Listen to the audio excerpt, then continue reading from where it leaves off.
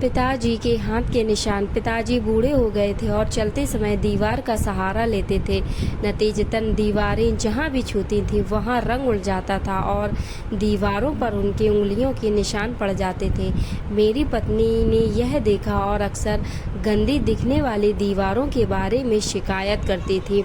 एक दिन उन्हें सिर दर्द हो रहा था, इसलिए उन्होंने अपने सिर पर थोड़ा सा तेल मालिश किया। इसलिए चलते समय दीवारों पर तेल के दाग बन गए। मेरी पत्नी यह देखकर मुझ पर चिल्लाई और मैं भी अपने पिता पर चिल्लाया और उनसे बदतमीजी से बात की। उन्हें सलाह दी कि वे चलते समय दीवारों को ना छुएं। वे दुखी लग रहे थे।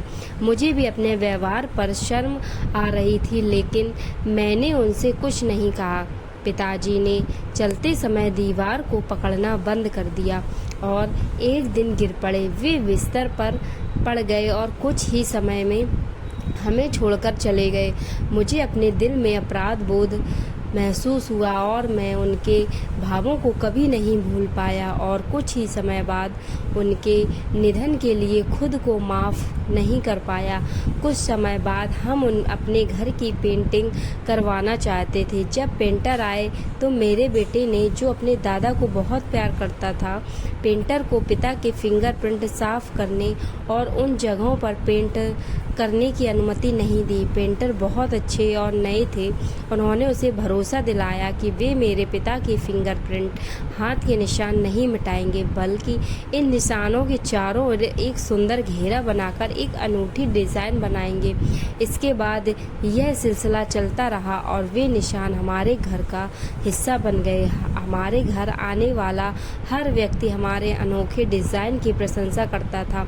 समय के साथ मैं भी बूढ़ा हो गया। अब मुझे चलने के लिए दीवार के सहारे की ज़रूरत थी।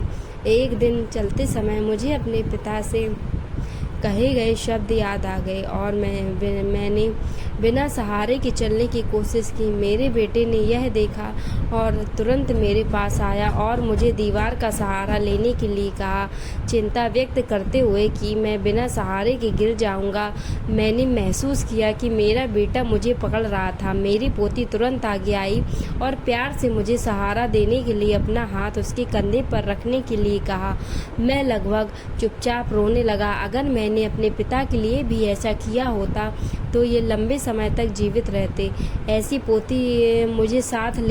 पोती मुझे साथ ले गई और सोफे पर बिठा दिया। फिर उसने मुझे दिखाने के लिए अपनी ड्राइंग बुक निकाली। उसकी शिक्षिका ने उसकी ड्राइंग की प्रशंसा की और उसे बेहतरीन टिप्पणियां दी। स्केच दीवारों पर मेरे पिता के हाथ के निशान का था। स्केच के नीचे शीर्षक लिखा था, काश हर बच्चा बड़ों से इसी तरह प्यार करता।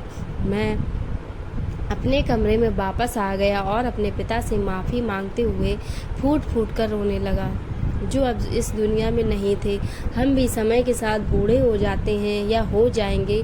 आइए अपने बड़ों का ख्याल रखें और अपने बच्चों को भी यही सिखाएं। दोस्तों, कैसा लगा वीडियो हमें कमेंट्स में बताएं और ऐसी स्टोरीज़ के लिए इस चैनल को सब्सक्राइब करें।